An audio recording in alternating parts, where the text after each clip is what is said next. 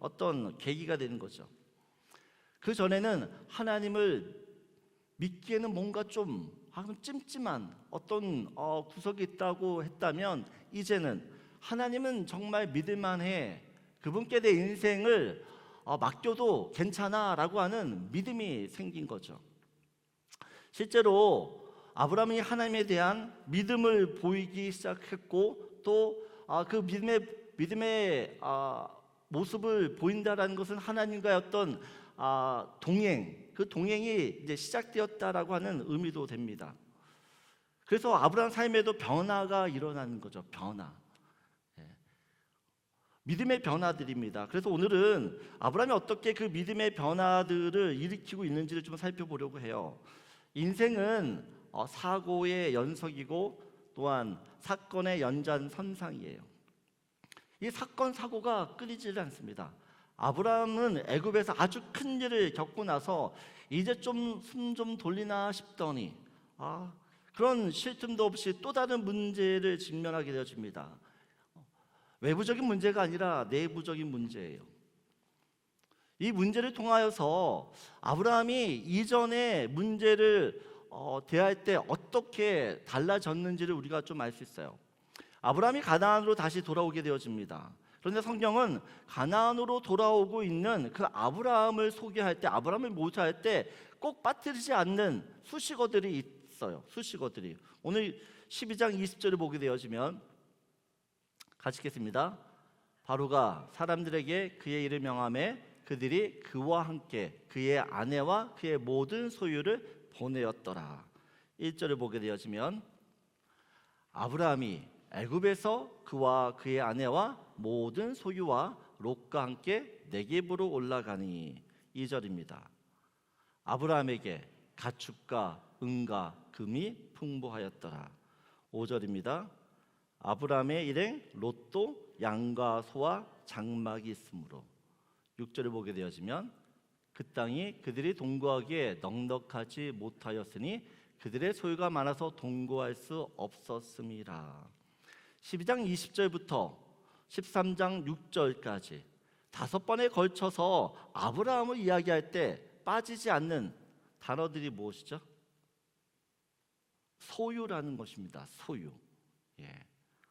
소유, 돈, 금, 물질, 가축들을 계속 나열하고 있어요.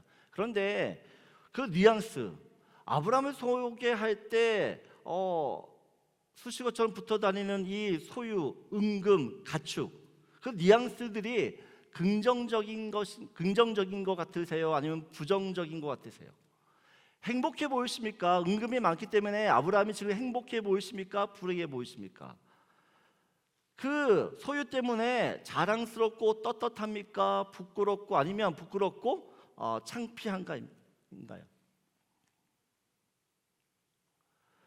여러분, 아브라함은 자기가 가지고 있는 그 소유들을 볼 때마다 불편해요. 왜요?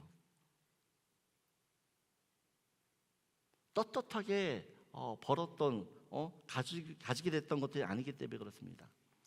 사람들은 사피만 있으면 행복하고 만족하고 살만하다라고 이야기합니다. 우리가 풍성한 삶의 초대라고 하는 성경 공부를 하게 되어지면 사피에 대한 이야기를 하고 있어요. 사피. 사람들은 이 4가지만 있으면 행복하다라고 생각되어져요. 쾌락, 명예, 권력, 재산. 그런데 정말 이 4가지만 있으면 행복할까요? 이 세상에는 이 4가지를 가진 사람들이 참으로 많습니다.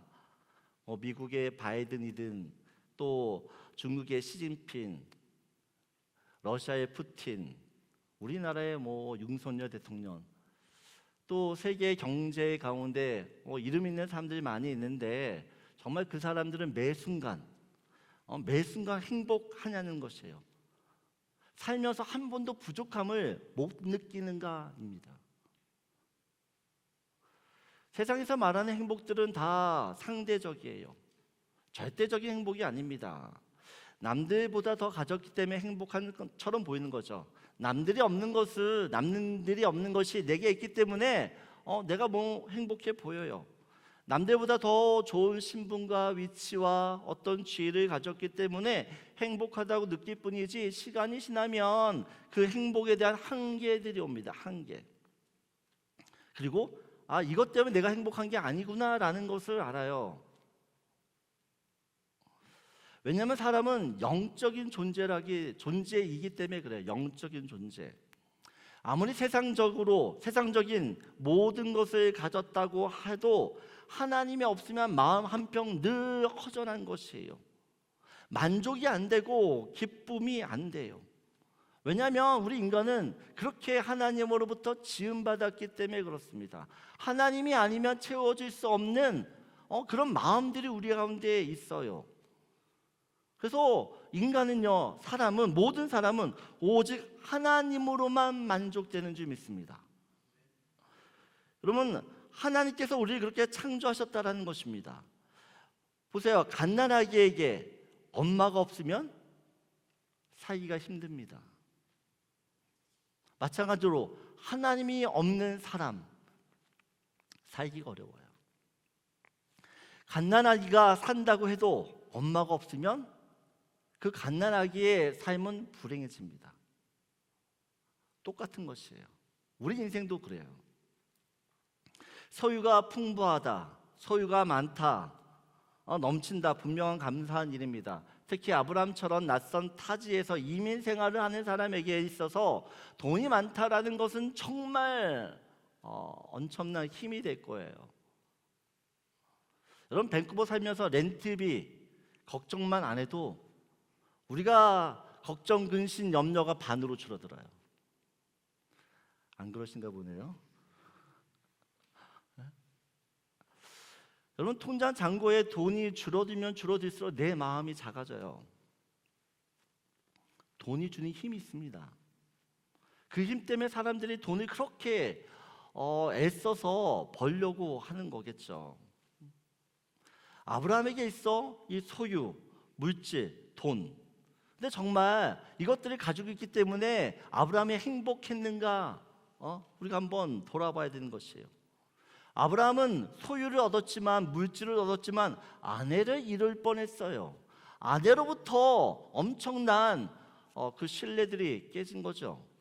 또한 이 돈 때문에, 이 소유 때문에 자식 같은 조카, 롯과 헤어지게 되어지는 그런 상황이 지금 벌어지게 됩니다. 오늘 6절을 보게 되어지면 같이 읽겠습니다. 그 땅이 그들이 동거하기에 이는 그들의 소유가 많아서 동거할 수 없었습니다. 아브람과 롯이 같이 사는 게 어려워졌습니다. 이유는 소유가 많아졌기 때문에 그래요. 여러분, 소유라고 하는 것은, 이 물질이라는 것은 언제나 다툼, 싸움, 이 갈등을 유발할 수 있는 아주 심각한 이슈죠. 실제로 보면 이 소유가 많아서 결국은 아브라함의 가축의 목자와 롯의 가축의 목자가 서로 다투게 되어집니다. 목자들이 싸우는 것 같지만 사실은 아브라함과 롯이 싸우고 있는 것이에요. 표면적으로는 가축에게 먹일 물과 꼴이 부족해서 싸우는 것처럼 보이지만 사실은 서로에 대한 불신과 불만과 불편함 때문에 싸우는 거죠. 살다 보면 갈등, 이 문제들이 생깁니다. 그리고 우리는 이 갈등과 문제를 해결하기 위한 여러 가지 방법들을 찾죠. 이때 문제를 어떻게 인식하느냐, 문제가 어디에 있느냐에 따라서 그 해결책과 대처법이 달라집니다. 아브람과 롯이 롯에게 있어서 소유가 문제라고 한다면, 정말 이 소유 때문에 문제가 일어났다 그러면 서로의 소유를 줄여가면서, 가축을 줄여가면서 목자들이 서로 다투지 않고 서로 공존할 수 있는 어떤 상생의 길을 찾을 것이에요. 그런데 오늘 본문을 보면 아브람과 롯은 전혀 다른 결정을 하게 되어집니다. 같이 살기보다는 같이 헤어지기로 결정했다는 것이에요. 왜냐하면 결국에는 소유 때문이라고 생각하지만 그 소유가 아닌 거죠. 진짜 문제는 이 두 사람 사이에 가치관과 그 생각들이 달라졌기 때문에 그렇습니다. 달라졌기. 소유라고 생각되었지만 사실은 그 소유를 바라보고 있는 가치관, 그 생각들이 서로 달랐기 때문에 서로 헤어질 수밖에 없었다라는 것입니다. 사람이 만나고 헤어지는 것은 당연한 일이에요. 자연스러운 일입니다. 그런데 이 헤어짐이 아브람과 롯의 인생을 결정짓는 아주 중요한 계기가 된다는 것입니다. 아브람과 롯은 똑같이 갈대아 우르를 떠났어요. 똑같이 애굽에서 어려움을 당했는데 한 사람은 믿음의 조상으로 가는 길을 선택했고 한 사람은 믿음의 실패자, 믿음이 어떻게 보면 절대 따라가서는 안 될 사람으로 갈라져요. 아브라함 그러면 믿음의 조상, 우리가 본받고 따를 만한 사람으로 인정하고 그렇게 살려고 해요. 그런데 롯을 보면 저렇게 살면 안 되지라고 하게 된다는 것입니다. 왜 두 사람의 인생이 왜 이렇게 극명하게 갈라지냐는 것이죠. 무엇 때문에? 오늘 9절을 보게 되어지면 아브라함이 롯에게 이런 제안을 하죠. 9절 우리 다 같이 읽겠습니다. 네 앞에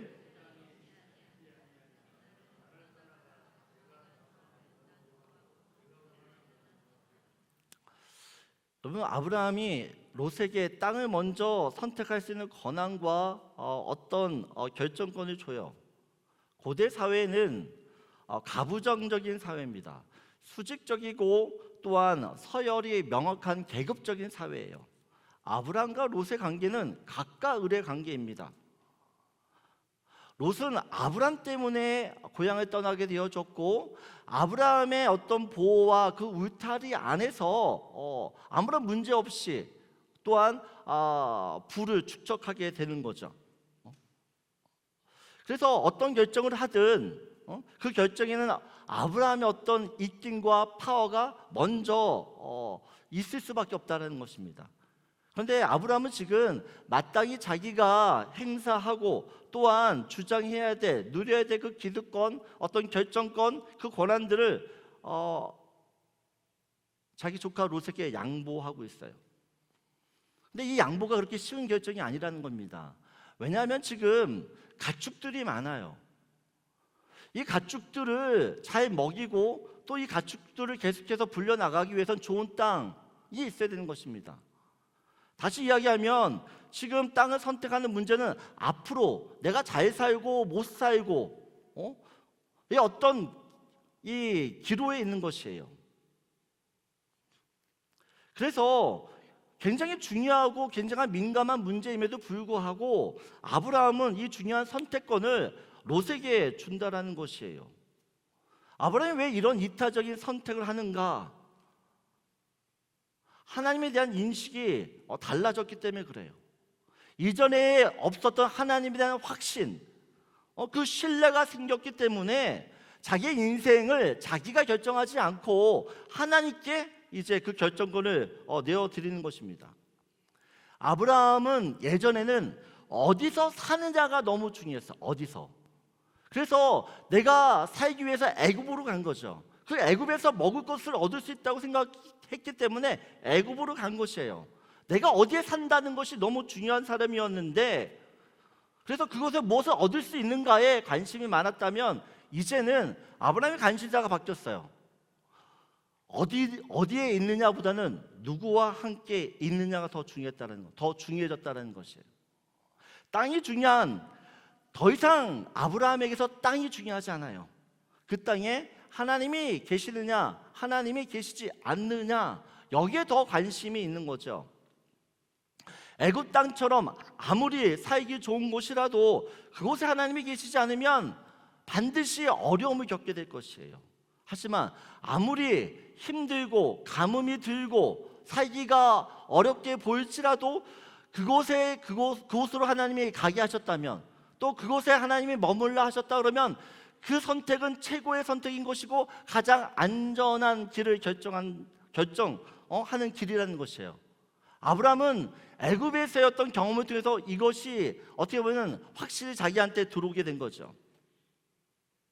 양보라고 하는 이 선택, 사실 이 선택도 아브라함 스스로가 무언가를 주도적으로 선택하지 않겠다고 하는 또 다른 선택의 한 모습이었어요. 내가 선택하지 않겠다라는 것은 반대로 하나님의 선택을 기다리겠다라는 뜻이에요. 아브라함은 자신이 어떤 땅을 결정하기보다는 하나님이 정해주시는 땅, 하나님이 가라 하시는 땅, 그래서 하나님이 책임져 주시는 그 땅을 가기를 원했어요. 그래서 기꺼이 이 땅의 선택권을 롯에게 줄 수 있는 것이죠. 왜요? 하나님이 내 인생을 책임질 거라고 하는 믿음이 생겼기 때문에 그래요. 이 믿음 때문에 사실은 이 선택권을 내어줬지만 롯에게 선택권을 내어주는 것 같지만 사실 하나님께 선택권을 내어드리는 것이에요. 여러분, 우리도 인생을 살 때 아브라함처럼 어떤 선택과 어떤 결정을 할 때가 있어요. 그때 그 선택의 기준이 뭐냐는 것입니다. 그곳에 정말 하나님이 계시냐는 것이죠. 그곳에 정말 하나님께서 내가 가기를 원하시는가라는 것이에요. 하나님 늘 우리에게 이해하시죠. 좁은 길을 가라고 이야기합니다. 근데 우리가 가고자 하는 길은 언제나 넓은 길이에요. 보기에 좋은 길이라는 것입니다. 근데 하나님 우리한테 이야기한다는 거죠. 좁은 길을 가라고요. 좁은 길. 그 좁은 길에 누가 계시는 겁니까? 주님이 계시는 거죠. 아브라함은 애굽에서 바로 왕에게 네가 어찌하여 라고 하는 말을 들은 후부터 자기가 누군지에 대한 자기에 대한 정체성을 분명히 하기 시작해요. 분명히. 오늘 8절을 보게 되어지면 아브라함이 롯에게 이렇게 이야기해요. 아브라함이 롯에게 이르되 우리는 한 친족이라. 친족이라는 것은 한 핏줄을 나눈 가족이라는 뜻이에요. 하지만 아브라함은 단지 핏줄로 연결된 관계를 뛰어넘어 하나님 안에서 하나님을 믿는 가족이라는 것을 이야기하는 것이에요. 하나님을 믿는 가족이기 때문에 하나님의 이름에 누를 끼쳐서는 안 되는 것이며 하나님께 어떤 면에서는 불명예스러운 덕을 끼치지 못하는 그런 일들을 하면 안 되는 거죠. 그래서 싸우지 말자는 겁니다. 싸우지 말자는 것이에요. 오늘 7절을 보게 되어지면 같이 읽겠습니다.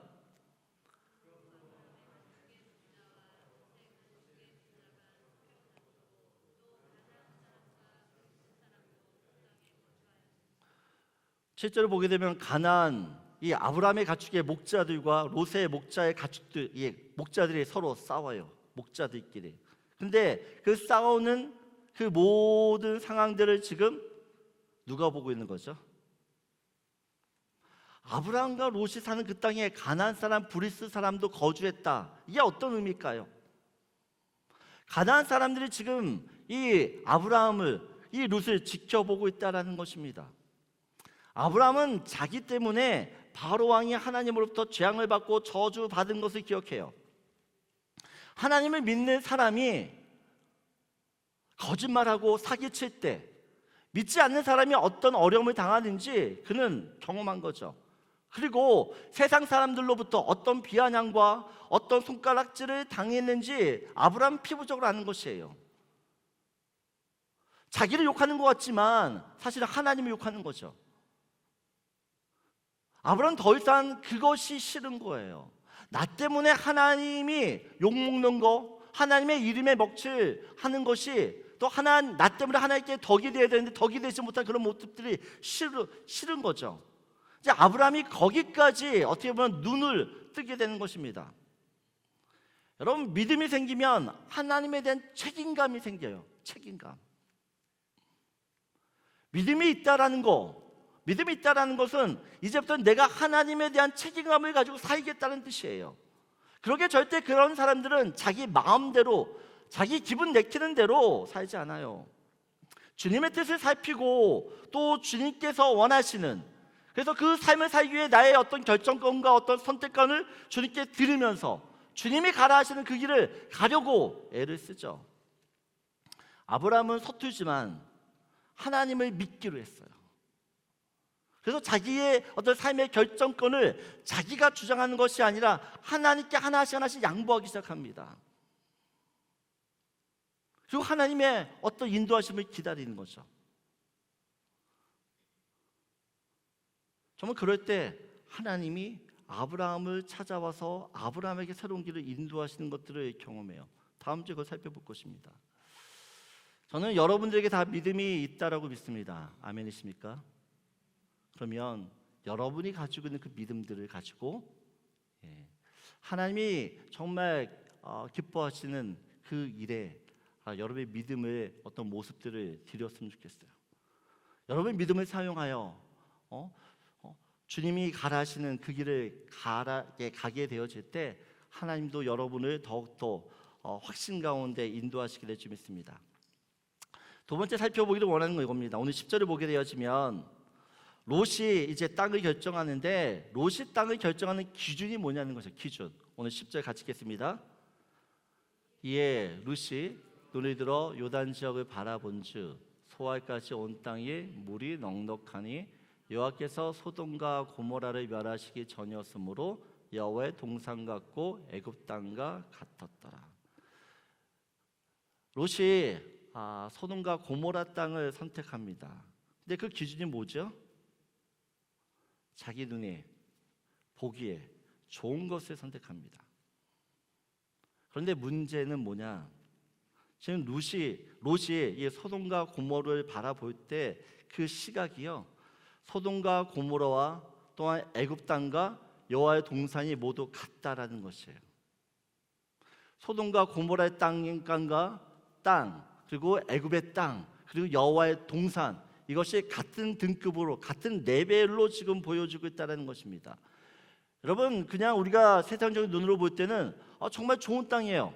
소돔과 고모라도 살기 좋은 땅, 애굽 땅도 살기 좋은 땅, 여호와 동산은 정말 살기 너무 퍼펙트한 땅. 근데 이게 모든 것이 다 똑같아요. 근데 정말 그러냐는 거죠. 정말 세상적으로 볼 때는 좋은 땅 같지만 영적으로 보게 되어지면 너무나 다른, 확연히 다른 땅이라는 것이에요.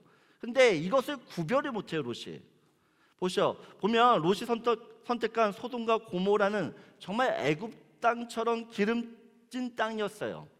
말로만 들었던 여호와 동산과 같은 그런 부족함이 없는 완벽한 땅이었죠.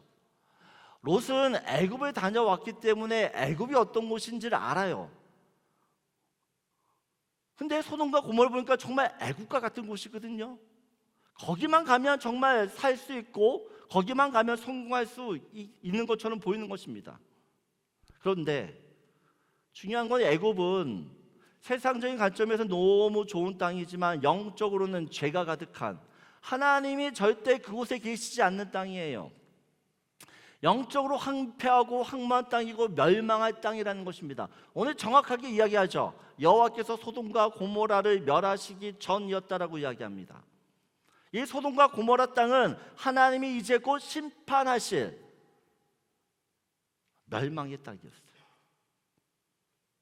이 멸망의 땅, 절대 가서는 안 되는 땅이죠. 근데 롯이 이쪽을 가기로 결정을 해요. 왜요? 영적인 눈이 없으니까. 그 멸망의 땅이 여호와의 동산처럼 보이는 것이에요. 롯이 왜 이런 결정을 하게 되냐는 것입니다. 왜? 무엇 때문에? 아브라함은 애굽의 실패를 통해서 하나님이 어떤 분이신지를 알았어요. 하나님의 인식이 달라졌고, 인식이 달라졌기 때문에 그의 믿음도 달라졌어요. 그런데 롯은 아브라함의 실패를 자기의 실패로 생각하지 않습니다. 애굽에서 실패는 삼촌 아브라함의 실패지 나와는 상관없어. 그 실패는 내 실패가 아니라는 거죠. 그래서 그 실패를 통해서 배워야 될 것들을 배우지 못해요. 하나님이 누구신지를 모르니까 하나님이 없는, 하나님이 멸망시키려고 하는 그 소돔과 고모라를 여호와의 동산처럼 보는 거예요. 여러분, 하나님을 모르면 우리가 이런 선택을 하며 살 수 있어요.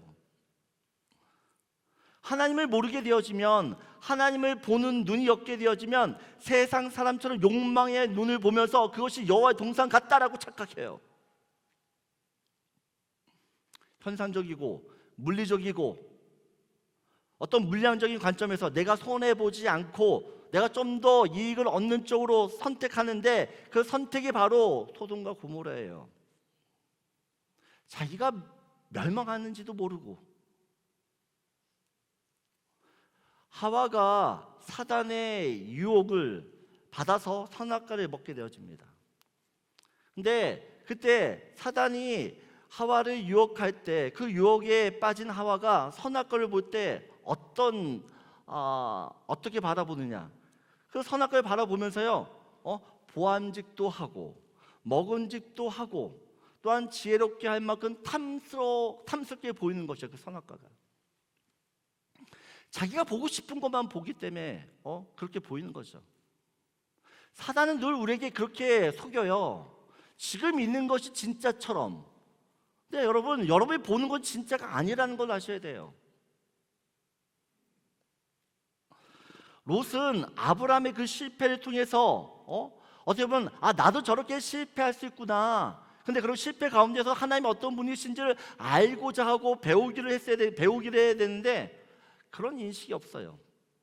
여러분, 가정 안에 어려움이 있어요. 문제가 있어요. 그러면 그 문제가 단지 부모들의 문제에 국한될까요? 가족의 문제는 그 가정의 문제는 모든 가족 구성원의 문제가 되는 것이에요. 근데 그 가정의 문제를 나는 상관없어 하고 한 발짝 빠져 있으면 가정이 바로 설 수 없고 정말 그 시간을 통해서 배워야 될 것들을 배우지 못하게 됩니다. 근데 가정뿐만 아니라 모든 공동체가 그래요. 어떤 공동체든 교회든 가정이든 어떤 직장이든 간에 어떤 문제가 생길 때 그 문제를 나는 몰라 한 발짝 두 발짝 이렇게 뒤로 비켜 나가며 서 있으면 내 문제가 아닌데 나와 상관이 없는데 수수방관하게 되어지면 정말 그 안에 내가 소속되어질 수가 없어요. 그 공동체는 바로 설 수가 없죠. 그리고 정말 그 어떤 문제 속에서 하나님께서 주시고자 하는 어떤 그 소중하고 가치 있는 어떤 배울 기회들을 스스로 차버리게 되는 것입니다. 롯이 그런 케이스였어요. 롯은 아브라함의 실패를 통해서 하나님을 알아가기보다는 삼촌 있다가는 계속해서 고생만 하겠네. 나도 이제 소유가 좀 넉넉했으니까 혼자서 살아도 되겠다라고 하는 그냥 그러니까 자기 욕망에 따른 어떤 독립선언을 해버리는 쪽으로 선택해요. 롯은 아브라함에게도 독립선언을 독립하는 것 같지만 사실은 하나님으로부터의 독립선언을 하고 있는 것이에요. 하나님 없어도 난 살 수 있다라는 거죠. 하나님 없어도 소돔과 고모라면은 충만하다는 것이에요. 롯은 가장 아주 현실적이고 정말로 누가 봐도 정말 합당한 그런 선택을 했다고 생각했지만 영적으로 가장 비현실적이었고 가장 비합리적인 선택을 함으로 말미암아 어려움을 겪게 되어져요. 우리도 그럴 수 있어요. 내가 원하는 어떤 것을 내가 원하는 방식으로 보게 되어지면 소돔과 고모라가 여호와 동산처럼 보이는 것이에요. 이것만큼 위험한 게 없죠. 하나님을 모르면 하나님을 보는 눈으로 세상을 바라볼 수가 없습니다. 그렇게 되면 멸망의 길도 성공의 길처럼 아름다워 보이는 것이에요. 그래서 여러분, 믿음이 있다는 것은 믿음의 눈을 갖게 된다는 것입니다. 아브라함이 믿음을 가졌다는 것은 이제는 세상적인 관점, 세상적인 가치관으로 어떤 일을 결정하는 것이 아니라 하나님의 관점을 가지고 하나님의 기준을 가지고 이제 결정하기로 한다는 것이죠. 근데 롯은 하나님을 몰랐기 때문에 하나님을 배울 수 있는 그 기회를 놓쳤기 때문에 여전히 세상적인 관점이 자기 안에 가득 찬 것이에요. 전 여러분들이 하나님을 믿기 때문에 하나님이 바라보시는 그 믿음의 눈을 갖기를 원합니다. 아멘이세요? 그 믿음의 눈을 가지고 살아야지만 여러분, 우리가 실수하지 않고 실패하지 않습니다. 믿음의 눈은 처음에 볼 때는 정말 이게 괜찮을까라고 생각되었지만 가다 보면 그 길은 생명의 길이고 그 길은 우리를 살리는 형통의 길이 될 줄 믿습니다. 이번 한 주간도 그 믿음을 선택하며 사는 저와 여러분들이 원합니다.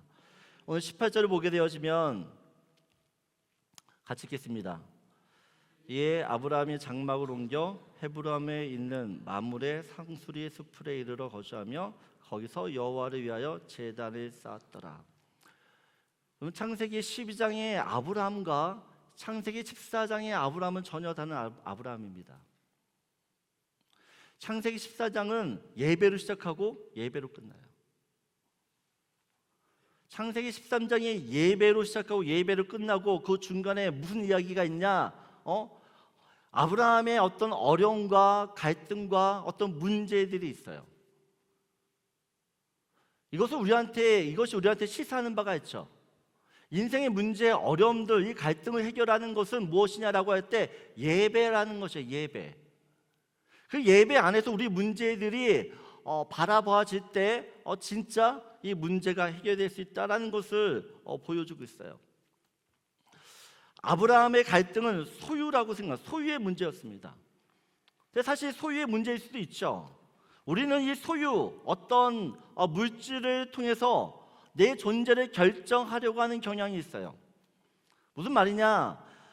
내가 무엇을 많이 가지고 있으면 내가 굉장한 존재처럼 여겨지고, 또한 내가 나한테 무엇이 없으면, 나한테 무엇이 부족하면 세상의 루저처럼 그렇게 그냥 위축되고 찌그러져 야 될 것 같은 거예요. 내가 가졌느냐 가지지 못했느냐가 내 존재의 의미와 가치를 결정해버려요. 그래서 예수를 믿는다고 하는 우리들은 늘 얼굴에 죽을 상을 하고 있죠. 모든 것이 힘들어요. 분명 하나님을 내가 믿는다고 하고 세상에 어떤 것보다 가치 있는 그 하나님이 내 안에 있다고 하는데도 늘 우리는 힘들어요. 내 인생이 왜 이러냐고 맨날 우리는 하소연하죠. 왜요? 하나님 때문에 내 존재를 결정하는 것이 아니라 늘 외부적인 것들을 통해서 나의 존재 가치를 내가 매기려고 하기 때문에. 여러분, 세상적인 어떤 관점, 소유라고 하는 걸 통해서 내 존재가 결정되지 않으려고 하면 예배를 통해서 그런 관점들이 바뀌어져야 됩니다. 여러분, 내가 나라고 하는 존재를 정확하게 판단할 수 있고 가치를 매길 수 있는 것은요, 하나님 앞이에요. 근데 그 하나님 앞에서 우리가 내 존재를 알려고 하면 결국 그 예배를 통해서 내 존재를 알게 되는 거죠. 우리는 예배를 통해서 하나님을 소유하게 되어집니다. 세상의 소유로 나의 존재 가치를 매기는 것이 아니라 예배를 통해서 하나님이라고 하는 그분을 소유하게 되어서 하나님을 통해서 나의 존재 가치를 평가해야 된다는 것이에요. 근데 내가 하나님을 소유한다라고 하는 것은 하나님에 대한 가치를 깨닫는 거죠. 하나님에 대한 가치. 하나님의 가치를 깨닫게 되어지면 내가 뭘 가졌든 가지지 않았든 간에 그것에 상관없어요. 세상 사람처럼 많이 누리지 못해도 그것 때문에 속상하지 않아요. 왜냐하면 세상의 가치보다 더 중요한 가치, 그 하나님을, 그 주님을 내가 소유했기 때문에. 여러분, 하나님을 소유했기 때문에 세상의 모든 것들에 대해서 자유할 수 있냐는 것이에요. 근데 사실 예수 믿으면 우리가 하나님을 소유했기 때문에, 주님을 소유했기 때문에 모든 것을 소유하기도 하고 소유할 수도 있고 또 모든 것을 내려놓을 수도 있고, 그 모든 것을 소유하는 것으로 인하여 내 모든 것을 선택할 수도 있지만 내가 선택받지 않을 수도 있어요. 무슨 얘기냐? 하나님을 소유하게 되어지면 세상 사람들이 얘기하는 그 어떤 것들이 있으면 좋겠다라고 하는 것들, 그걸로 인하여 내 마음이 흔들리지 않아요. 그걸로 인하여 내가 내 존재의 가치가 하락되지 않는다라는 것입니다. 이런 큰 사람 작은 하나님이라고 하는 책이 있는데 내용은 간단한 것이에요. 우리 인생 가운데 하나님은 크신 분으로 우리 인식을 하는데 삶 속에서 만나는 하나님은 늘 작은 하나님이에요. 우리는 하나님이 정말 크신 하나님, 전능하신 하나님이라고 다 믿어요. 하지만 삶의 어떤 문제와 어떤 삶의 어떤 어려움들을 경험하게 되어지면 그 순간 하나님은 크신 하나님이 아니라 작은 하나님이 되죠. 그 하나님을 믿을 수 없기 때문에 내가 큰 사람이 되어야 되는 것이고, 내가 커져야 되는 것이고, 내가 중심이 되어져서 모든 것들을 결정해야 되는 것입니다. 여러분이 믿는 하나님이 정말 큰 하나님인지, 오히려 우리는 작은 하나님을 믿고 큰 사람으로 존재하려고 하지는 않는지.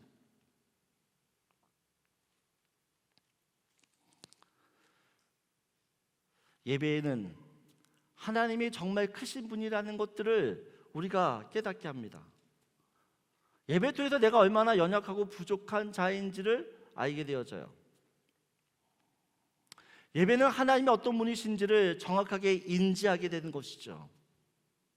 그래서 그 예배를 드리면 드릴수록 하나님에 대한 인식은 분명해지는 것이고 선명해지는 것이며, 모든 갈등과 모든 어려움 속에서도 하나님을 바라보게 하도록 나의 태도를 고정시킨다는 것이에요. 그래서 강조드리지만 예배가 우리 인생 가운데 얼마나 중요한 것인지를 다시 한번 여러분들이 기억하셨으면 좋겠어요. 예배를 통해 하나님이 정말 크신 분이라는 것들을 우리가 깨달아야 되는데, 그렇게 깨달았음에도 불구하고 이 교회 밖을 나가게 되어지면 그 크신 하나님은 온데간도 없고 또 작은 하나님으로 전락해요. 그래서 매 순간 우리가 예배를 통해서 하나님이 어떤 분이신지를 자각해야 되는 것이며, 또 그분의 크심들을 바라보고 내가 아무것도 아니라는 생각들을 계속해서 가져야 되는 것입니다. 이번 한 주간 여러분의 삶 가운데서 하나님을 예배하십시오. 하나님을 예배할 때 하나님은 정말 크신 분임을 여러분이 경험하게 될 것이고, 그 크신 하나님을 내가 다시 한번 믿으려고 노력하게 될 것이며, 그렇게 되어질 때 내 삶을 하나님께 조금 더 의지할 수 있게 될 줄 믿습니다. 그래야지만 내 인생 가운데 주님이 진짜 힘이라는 것을 우리가 깨닫게 되는 줄 믿습니다. 아브라함처럼 다시 한번 예배의 삶을 세워가는 저 여러분 되기 원합니다. 무너져 있는 그 예배의 단들을 세우시고, 매일의 삶 가운데서 하나님을 예배할 때 크신 하나님으로 인하여 감사가 넘치도록, 내 인생의 모든 큰 일들이 큰 주님 앞에 있으면 작은 일이 돼요. 그런데 내가 커지게 되어지면 이 세상에 아주 작은 일도 큰 일처럼 느껴지는 법입니다. 하나님 앞에, 크신 하나님 앞에 우리 인생의 모든 일이 작다라고 하는 그런 믿음을 갖고 이 한 주간도 살아가는 저 여러분들이 소원합니다. 우리 다 일어나셔서 마지막 찬양합니다.